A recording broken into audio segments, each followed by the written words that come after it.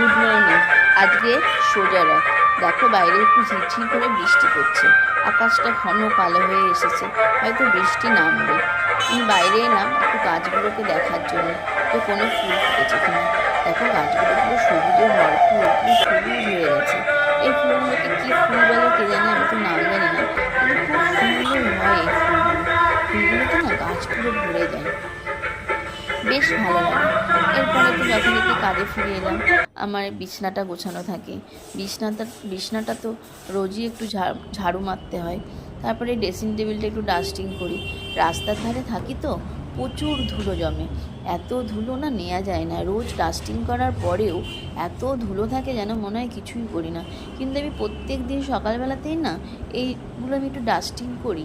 এতে আমার কি নিজেরও একটা মনটাও ভালো লাগে যে ঘর বাড়ি একটু পরিষ্কার পরিচ্ছন্ন রয়েছে। এসব ডাস্টিং করে সুন্দর করে আমার জায়গার জিনিস জায়গায় রেখে দিই। কেউ কিছু করেও না, মানে কেউ কিছুতে হাত দেয় না, যেখানকার জিনিস সেখানেই থাকে। এই ট্রের মধ্যে আমি রোজকার জিনিস, যেমন রোজ যে ক্রিমগুলো ইউজ করি সেগুলো রেখে দিই, চিরুনি থাকে, এসবগুলো রোজ জায়গায় রেখে দিই। এরপরে দেখো ঘরের জানলাগুলোকে খুলে দিলাম, একটু বাইরে থেকে তো আলো বাতাস আসাটা খুব দরকার। এই যে কর্নারটা দেখছো না, এটা আমার একটা ফেভারিট কর্নার। এটা আমার খুব পছন্দের একটা জায়গা। আমি এখানে আমার বেশ পছন্দের মতো শোপিসগুলোকে সাজিয়ে রেখেছি। এই দেখো এখানে এই যে ছবিটা দেখছো, এটা না আমি অ্যামাজন থেকে, তাও বছর 2-3 আগে আমি ছেলেদের ছোটোবেলাকার ছবি দিয়ে না বানিয়েছিলাম। ওরা তো টুইন্স, দুজনের ছবি ওরকমভাবে থাকলে খুব ভালো লাগে দেখতে। ওরা অ্যামাজন থেকে কোলাজ বানিয়ে দিয়েছিল। যাই হোক, ওটা তো ওখানেই রেখেছি। আর এখানে দেখো বিভিন্ন ধরনের শোপিস রাখা আছে।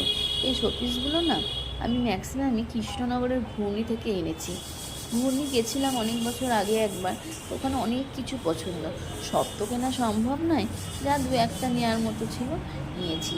প্রচুর দামও জিনিসে ওখানে, ওখানে সব জিনিসে হাতই দেওয়া যায় না। হ্যাঁ, ওইগুলোও কিছু জিনিস এখানে রেখেছি।